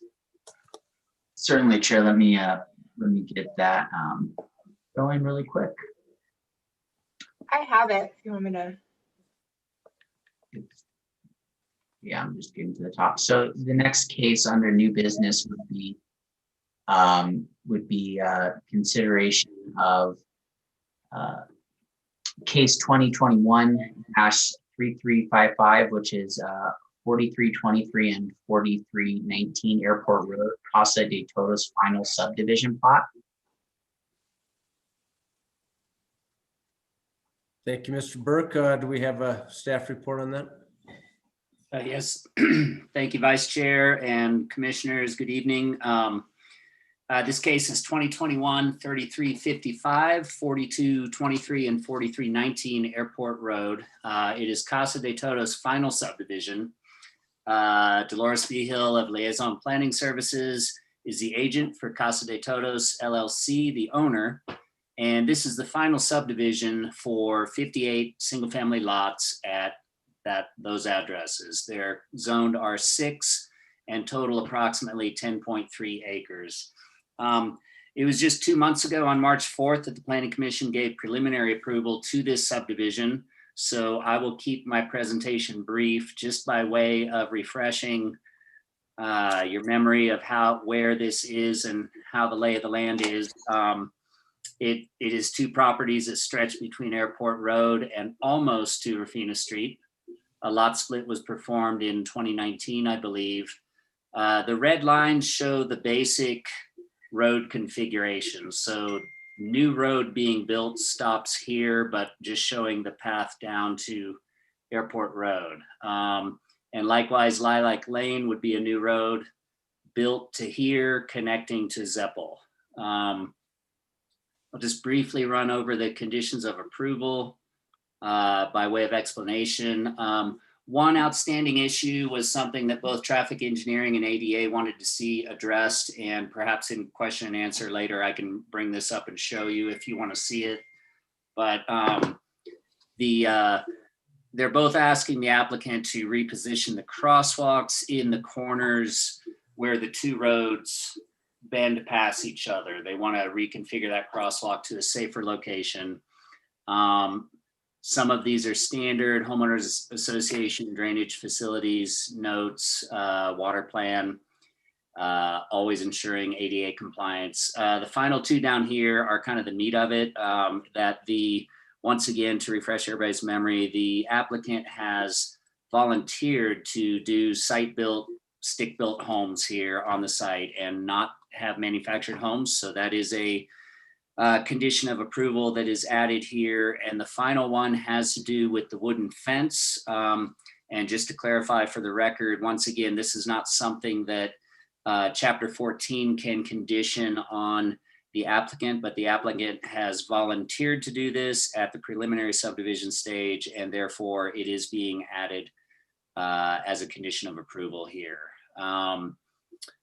Staff's recommendation that the commission should approve the final subdivision for case 2021-3355 with conditions of approval listed and technical corrections. I've got sample motions here we can bring back up when and if that time comes for approval. And I will leave my presentation at that because I believe Dolores might have a few things to show, and then we can once again certainly come back during question and answer to address any issues of interest. So thank you. Mr. Larson, Dolores, could you give us your presentation as well as point out anything that might have changed since we saw it last? Yes. I would like to swear you in, please. Do you swear under the penalty of perjury that the testimony you're about to give is the truth, the whole truth, and nothing but the truth? I do. Thank you. Please state your name and address for the record. My name is Dolores Vigil. I'm with Liaison Planning Services, P.O. Box 1835, Santa Fe, New Mexico, 87504. Thank you. Mr. Chair, Commissioners, I really have nothing else to add, although I want to point out that we have we did receive some DRT comments and we have addressed them. We have reviewed the conditions and we do agree with all the conditions, and we appreciate you being here tonight to hopefully approve this subdivision. Thank you so much. I am here for questions. Okay, well, I think at this point we should open the public hearing. If there's anybody from the public that has anything to say on this case, now would be the time to speak. And Chair, did you want to do time limitations of 2 minutes, which would be consistent with the case before us? Sure.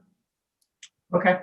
I think we have, well, anyway, yeah, 2 minutes ought to be adequate. All right, our first speaker with their hand raised is Fabian Trujillo. Fabian, please unmute yourself. You'll be sworn in and you'll be given 2 minutes to speak. Do you swear under the penalty of perjury that the testimony you're about to give is the truth, the whole truth, and nothing but the truth? I do. Thank you. Please state your name and address for the record. Sure. Fabian Trujillo, 1157 Vuelta de las Acequias, president of Las Acequias Neighborhood Association. Thank you. Okay, the Las Acequias Neighborhood Association opposes and does not support the approval of this subdivision. We don't support it we don't support it because there's not going to be a block wall, and we don't feel that the applicant has lived up to his agreements during the E&N meeting. one of the things I'd like to remind the commission again about the socioeconomics at the Las Acequias Neighborhood Association. 92% of the area is minority. The per capita income is 18,309, and the unemployment rate is 7.4, which is significantly lower than Santa Fe County as a whole. Also, I'd like to address the fact that there's been a lot of talk about this being an affordable housing subdivision. It is really not. There's only 20% of the homes that are affordable housing. The rest of the 80% are market rate. And the average, and so that's 47 homes. The applicant is going to generate probably about $16 million and probably net about 40%, which is between 6.3 to $7 million. And so the applicant's concerns that a block wall is too expensive is really not that, doesn't really hold water. So Las Acequias Neighborhood Association supports a block wall because it's really affordable. It's only $3,500 out of a $340,000 home. It meets the general plan and economic development plan requirements.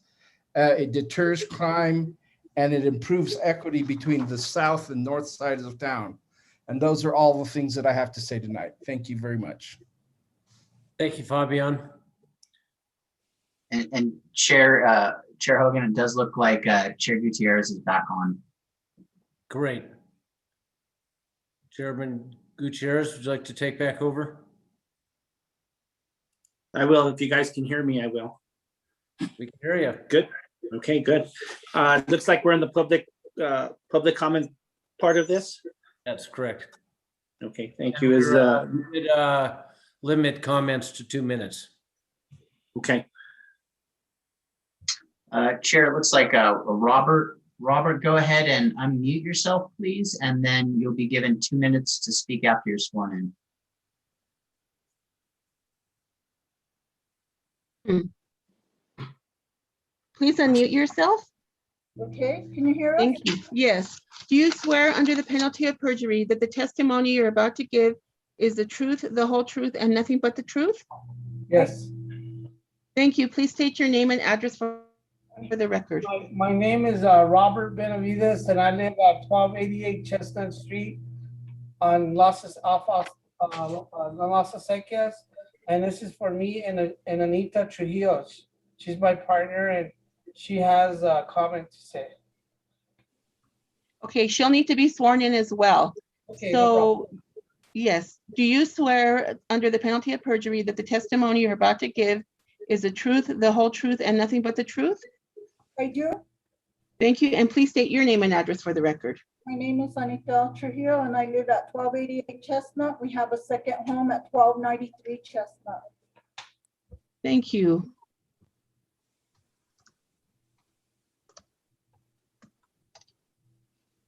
You can go ahead and speak now if you'd like.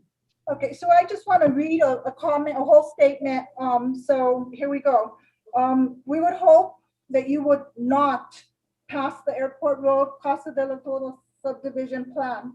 The last committee meeting, Janet Klaus stated, "It's been a long night and I'm ready to make the motion and move forward." I feel that she was tired and done with us.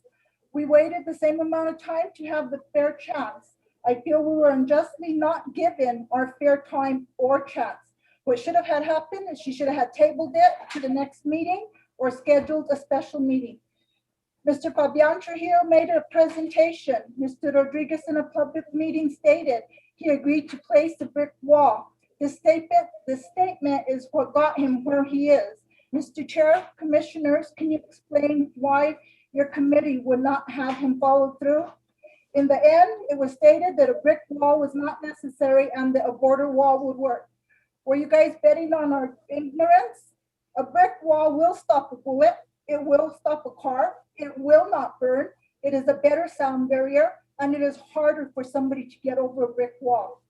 The board moved to have Mr. Rodriguez and the neighborhood association come to a negotiation. A meeting was held, and Mr. Rodriguez did not come to the table in good faith.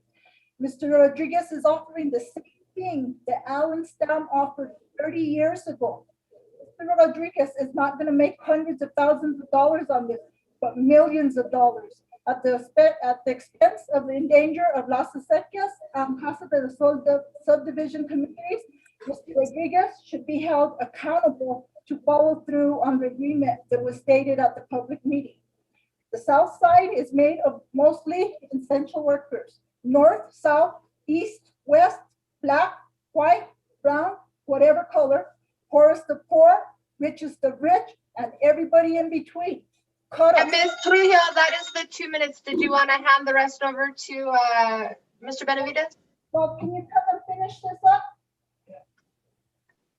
It's up to the chair. Chair, did you want to let Anita finish real quick? Yes, wrap it up one or two sentences, please, not a paragraph. Okay, cut us. We all bleed the same. Look around. The walls are going up for a reason. Property values, safety, period. If it were your backyard, you would want the best for everyone involved.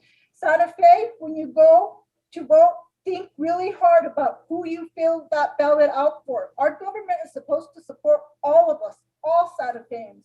Mr. Rodriguez, I hope you will reconsider and stay a man of your word. I think it would be very shameful if you don't, not only for you and your family, but for all the people in the community. If you'll wrap it up, please. Thank you. Thank you. Mr. Benavides? Chair, I think they combined their time. I'm sorry, tell me again. Chair, I think they may have combined their time to speak on that part, but I can unmute them again. You want to unmute them and see if they had another 2 minutes to speak? Go to the next one. Let's see where we're at. How many people have their hands up? Right now, that was the last person. Okay, yeah, if Mr. Benavides wants to add something, that's fine. Because we sat down and talked about it, so she said it all, what we talked about. Thank you. Thank you, Mr. Benavides. I can't see no, so you're gonna have to help me. This is a public hearing. Is there anybody else that'd like to talk? Please put your hands up. I'd hate to close the public hearing if you have something to say.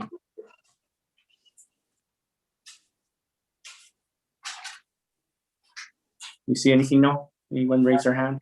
Yeah, I don't see any more hands raised. I just see Commissioner Faulkner and then Carl Summer. Okay, and any call-ins, Noah? Mr. Chair, no. Okay. We will close the public section of this case, and Mr. Sumner, go ahead. Hi, do you swear under the penalty of perjury that the testimony you're about to give is the truth, the whole truth, and nothing but the truth? Oh, you are muted, Mr. Summer. Sorry about that. Can you hear me now? Yes, Thank you. I do. thank you. Please state your name and address. Carl Summer, PO Box 2476, Santa Fe, New Mexico 87504. Mr. Chair, members of the commission, I'll be brief. I just want to say that throughout this process, your staff has done an extremely thorough and professional job. And the work that Eli, Noah, and Mr. Logston have done is just, it's been impressive. It's been thorough. It's been helpful for us. And we appreciate that immensely. It's made the process a lot more clear, and it's allowed us to address issues very directly and meaningfully. And it saves time, money, and aggravation when that occurs. And I just want to thank them all for that. Thank you, Mr. Summer. Commissioner Faulkner.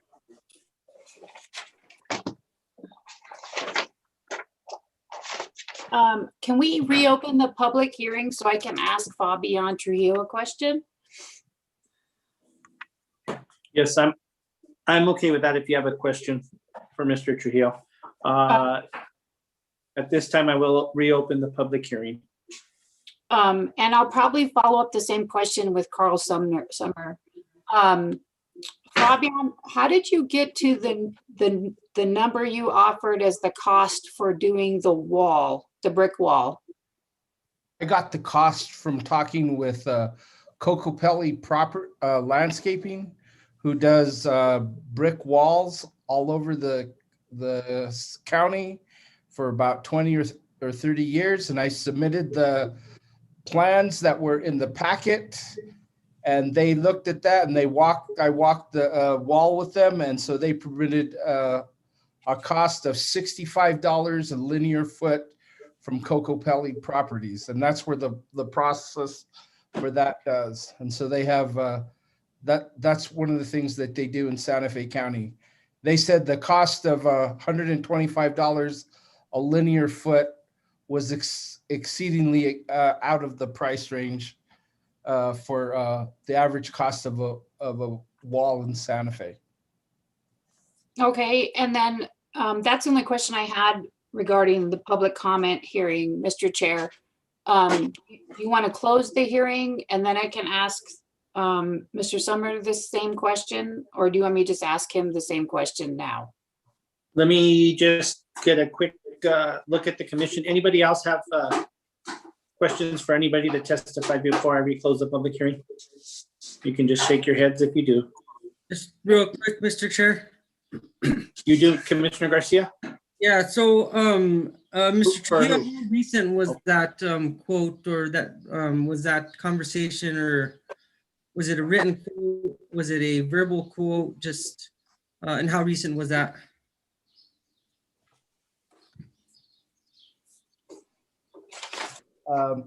Mr. Chair and Commissioner Garcia, it was a verbal quote, but they would be willing to provide a written quote. And that quote was done when they looked at the property in February of 2021 after the public hearing. Thank you. That satisfies my question. You're welcome. Any other commissioners? I see none, so I will close the public hearing, and Commissioner Faulkner, you still have the floor. So, Mr. Summer, what is your estimated cost for doing a brick wall, and how did you come to that number? Mr. Chair, Commissioner Faulkner, thank you very much. The number that was given of $125 a square foot was verified through Mr. Rodriguez with a contractor in the business that he's dealt with for years and years. He got a quote for $125 a linear foot. That was information that was given to me and provided by the applicant. And the other information that I had to verify that was, I have in my own practice, I represent at least a half dozen or more general contractors that do this kind of work, two of whom are doing development work specifically. And I ran the number $125 a linear foot for a 6 foot high wall. And they both said that $125 a foot was in the ballpark and probably roughly accurate. These are fairly conservative people, and so they verified for me personally that's where the number was. So that's my information, Commissioner Faulkner. All right, and then I have a question for staff, and this, you don't have to give, like, you don't have, I'm not going to hold you to the answer, but just to get perspective. Commissioner Faulkner, if you don't mind, I think I saw Director Isaacson wanted to add something before you move on. Director, please.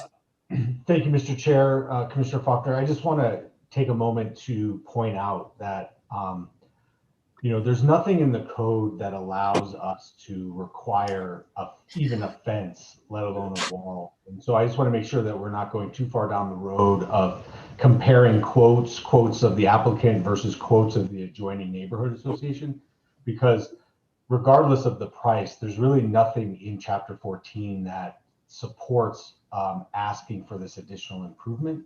And so I just wanted to use this time to sort of bring that to the fore before we go down and talk more about varying estimates as to the cost of that wall. Thank you, Director. Commissioner Faulkner, you still have the floor. All right, so the question I was gonna ask staff was, is there, coincidentally, Eli, is there anything, I know that there's nothing in the code that, is there anything in the code that would prohibit us from requiring a brick wall? I think I asked the same question last time. I'm just trying to get stuff on the record. Commissioner Faulkner, Sally might address that best. I mean, there's nothing in chapter 14 that, you know, requires it. There's nothing in chapter 14 that says you can't. The approach we've taken on this is that the applicant volunteered to build a fence. And because they volunteered, much like with the stick-built homes provision, we couldn't condition that, make that the case. But because the applicant is volunteering to do both, the commission can make those conditions if they so choose. So at this point, what we have, is the applicant offering a fence. So the applicant hasn't offered a brick wall to the knowledge, like the city hasn't seen that any documentation to support that the developer offered a brick wall. Commissioner Faulkner, there have been these cases, this and Aquafina have been going on for 2 years plus at this point, and there have been numerous meetings at which notes were taken. I can certainly vouch for the fact that a wall has been talked about quite a bit, but I cannot, verify for anybody whether it was promised or not. I think it's fair to say that in the 2 years this has been kicking around, building costs have likely gone up. And so what might have been on the table before may no longer be financially feasible. I think that's a question for the applicant. And Noah's got his hand up. Yeah, Chair and Commissioners. So we are at a final subdivision plat request. Okay, so there's approval criteria outlined in that subdivision request, and it says that it's consistent with the approved preliminary subdivision plat request. So, and then also we could also go a little bit farther and go under 14-2.3, which is the powers and duties of the Planning Commission.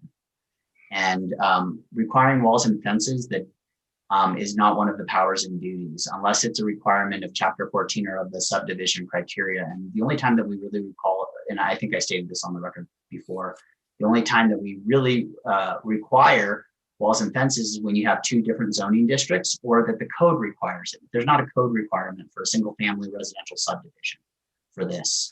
And it's not between two zoning districts where it requires that. So I hope that helps add some clarity to it, because there's a few different places you have to pull from to say, can the Planning Commission require this? And where are we at in terms of what application are we hearing? Well, we're at a final subdivision plat where there was not a wall request or not a wall requirement from the first one or being required from that. So I just wanted to point that out as a clarification matter. Thank you, Mr. Burke. Mr. Chair, do I still have the floor? Yes, that's fine. So, Sally, would you concur with, as the attorney, would you concur with Mr. Burke's assessment? Thank you, Chair Gutierrez, Commissioner Faulkner, members of the commission.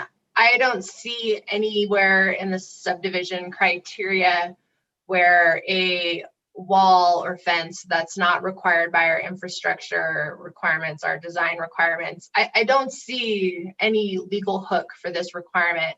And my recollection was that in the Aquafina case, the commission expressly found that a wall or a fence is not legally required and therefore cannot be imposed by the commission. So I think that the decision tonight should be consistent because I don't see a basis for distinguishing this case. All right, thank you, Sally. Thank you, Noah. Thank you, Eli. That's all, Mr. Chair. Thank you, Commissioner Faulkner. Commissioner Garcia. Thank you, Mr. Chair.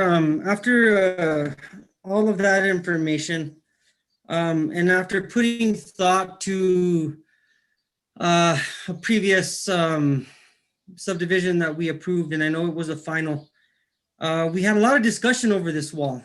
And given the fact and taking the information that's stated by Director Isaacson just now, Mr. Burke, condition number 6 in this says the applicant shall build a wooden fence along the entire eastern boundary. So that being said, we're telling them that they, condition of approval, are going to build a wooden fence. Is that safe to say? And in that being said, either we strike that from the condition of approval, or we can put in the wording, the applicant shall build a brick wall. I know the costs are higher. And in good faith, this developer very much could be maybe possibly building a hybrid wall. But if in fact that we cannot state that we cannot make them build a wall, in condition number 6, we're saying they shall build a wooden fence. So can anybody clarify on that for me, please? I'll defer to Commissioner Clow. I'm happy to chime in, but I believe Commissioner Clow is prepared to. I believe that the commission is limited to what ordinances allow us to require. And there is no requirement in this situation for a fence or a wall. But as has happened frequently in other situations, when the neighborhood and the developer gets together, they reach compromises and agreements. And in this situation, they have reached a compromise where the developer is willingly stating that they will build a Japanese cedar fence. With them agreeing to do that, we can accept that, just like we are accepting the fact that they have agreed not to build manufactured homes when they legally have every right to build manufactured homes, but they've agreed not to in a compromise with the neighbors. So we can accept their agreement and hold them to that and make approval subject to that. But we can only do that because they have agreed to do it. If they didn't agree to do either one of those, legally, I do not believe that we would have the ability to do that. One, in terms of the manufactured homes, that we would be violating federal law. And two, with the requirement, if we required them to build a fence when they did not agree to build a fence, we would be basically taking their property, meaning making them spend money on something that we legally don't have a right to make them spend money on. So it's basically a taking by the government, which we don't have a right to do. But if there is agreement, which there is here, then we can make that a condition. And you know, it's beneficial that applicants and neighbors get together and try to live more harmoniously by seeing what they can agree to and compromise. And I very much appreciate the agreements and compromises that were done in this case.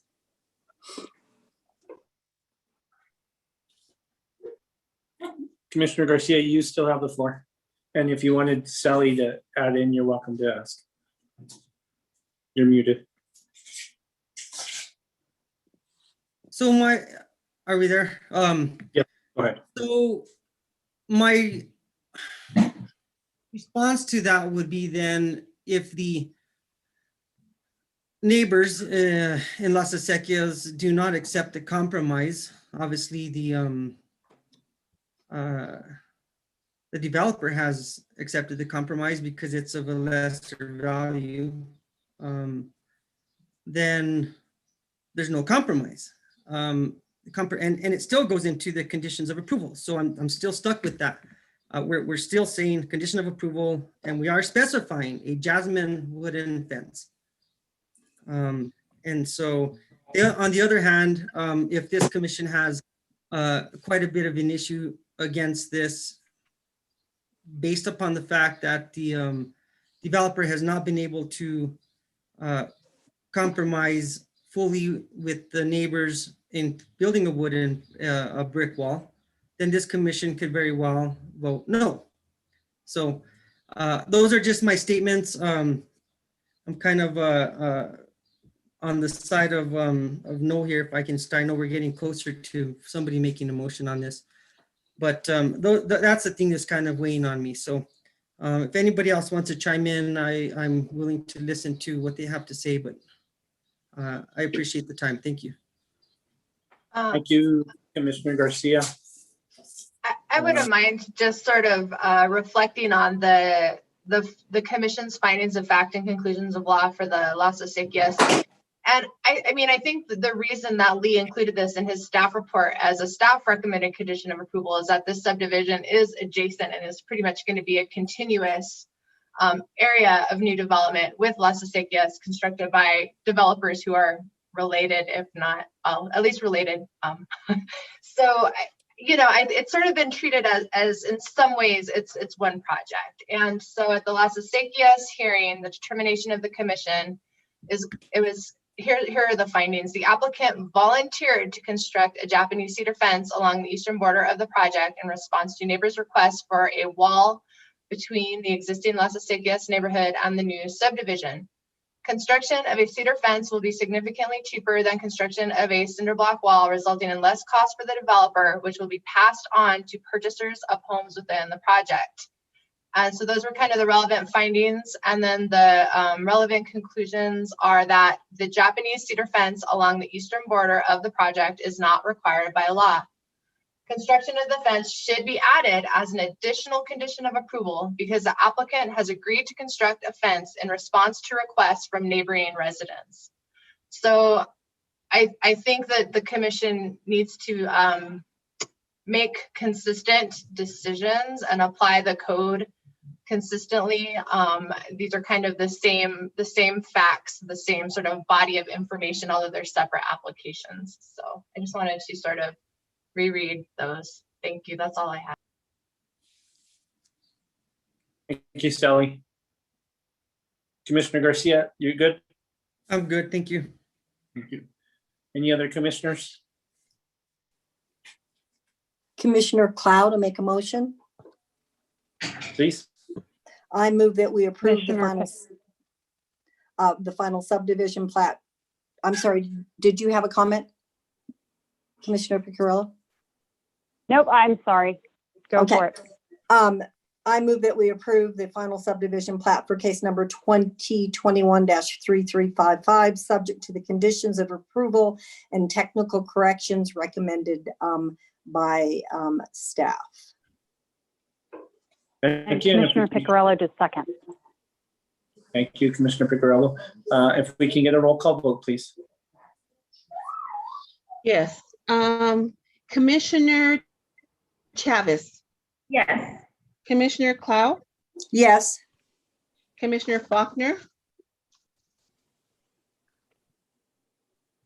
Commissioner Faulkner, you're muted. Yes. Thank you. Commissioner Garcia. I know I voted yes in the past on another subdivision, but on this one, I'm going to say no. Thank you. Okay. Commissioner Hogan. Yes. Commissioner Lawrence. Yes. Commissioner Picarello. Yes. Commissioner Satania. No. Thank you. The motion has been approved.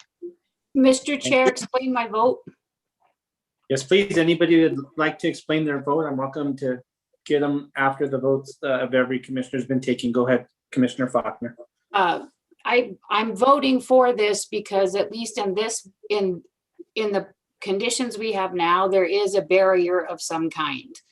It did not appear to me that the wall was going to happen. And so to me, at least a fence is some kind of barrier that would not have been there otherwise. And so that's why I voted to pass the final development plan. Thank you. Commissioner Garcia? Yeah, I'd like to explain the reason for my no vote. And I understand and I realize that the developer has agreed to a wooden fence, but I think in this case, the no vote for me would hopefully make an emphasis to the developer to possibly make a classy barrier of some sort and work with your neighbors. And that's mostly the reason for my no. Thank you very much. Thank you, Commissioner Garcia. I don't see any other. Commissioner Satenia, please. Yeah, I'll go ahead and just for the record, my vote's based off of, you know, me voting no at the preliminary subdivision plat. So the comments that I made the last time is really what led to my no vote. And I do want to acknowledge, while I had concerns about connectivity and I made comments about, you know, poor planning, I do want to state that, you know, some of these decisions or a lot of these conversations have happened over 2 years ago with staff that is currently not present. So I do want to acknowledge that for the record also. Thank you, Commissioner Satenia. Commissioner Picciarello, you have the floor. And I just wanted to say, I think it's really important to remember, or at least for me to remember, that you know, the costs ultimately get passed on to the new residents. So it's not just, you know, they're becoming part of this community too. So that's an important consideration. That cost, overall cost, so that the developer is taking on more cost already. And that's all. Thank you. Thank you, Commissioner Picciarello. Commissioner Clow moves approval of the findings of facts and conclusions of law for case number 2021-3355. Thank you. If I can get a second. Second, Commissioner Lawrence. Thank you, Commissioner Lawrence, with a second. If we can get a roll call, please. Yes. Commissioner Chavez? Yes. Commissioner Clow? Yes. Commissioner Faulkner? Yes. Commissioner Garcia? No. Commissioner Hogan? Yes. Commissioner Lawrence? Yes. Commissioner Picciarello? Yes. Commissioner Satenia? No. The motion has been approved. Thank you. And I don't have my agenda in front of me, so no, I need your help, but I think we're on staff communications. Chair, yes, we are. We're on item J, staff communications. All right, you and Director Isaacson, if you have anything. I don't have any time, Chair, but I do want to let folks know that I'll be making a presentation to the Quality of Life Committee about long-range planning, growth management planning on May 19th, and I would be happy to give a similar presentation to this group at our following meeting of the Planning Commission, which I believe is June 3rd. So if that's the desire of the commission, I'd be happy to do a short presentation during staff communications in that following meeting. All right, thank you, Director. And Chair, just wanted to, one thing also piggyback off of Director Isaacson. I did want to say that the budget was passed for the land use department, and the budget was passed for the city as a whole as presented. We will be adding some staff members to our department that are desperately needed for all across the department, as well as I wanted to let the commission know that we are losing one of our valued staff members. Carlos Gamora has received a job offer at another agency in Albuquerque, where he has bought a home, and it looks like a great opportunity for him. And we wish him the best. I believe his last day is going to be at the end of this month with the city, and then we will probably be advertising for a senior planner position at that time, which takes some time, but you'll probably be seeing a new face in the future, or multiple new faces around our department. And so as such, I just wanted to publicly and in this thank Carlos for the service he's been with the department, the great work he's done with our department. He will be very missed. And I wish him the best at his endeavors. Thank you, Mr. Burke. Thank you. Matters from the commission. Commissioner Faulkner, you have your hand up? Yes. I just wanted to report to the commission that the policy committee had a meeting last Monday, not this past Monday, but the Monday before, where we established a kind of the administrative process that the committee is going to follow. And our next meeting, we're going to dig into identifying some priorities that the policy committee would like to present to the commission for consideration for policy that we would start addressing as a subcommittee. And right now, some of the ideas we're floating around are, one of them is having staff forward one of their priorities that we would work on, and the policy committee and commissioners would then forward a priority that was drawn from the commission's position. And so hopefully we'll have something to report in June. We were hoping to use the second meeting in May to really dig into policy with the full commission, but unfortunately that meeting was canceled. So I would just urge and reiterate to staff and to the commission that policy, it has become a priority to the membership of the commission, and that having 2 meetings a month is going to be necessary to dig into policy in a way that we need to in order to affect change and to support staff in some of the initiatives that they're working on. That's all, Mr. Chair.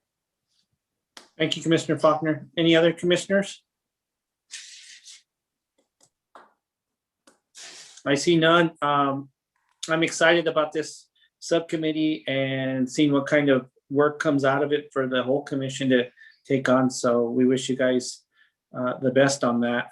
And seeing nothing else, I guess we're adjourned. Everybody stay healthy. Thanks. Thank you. Good night.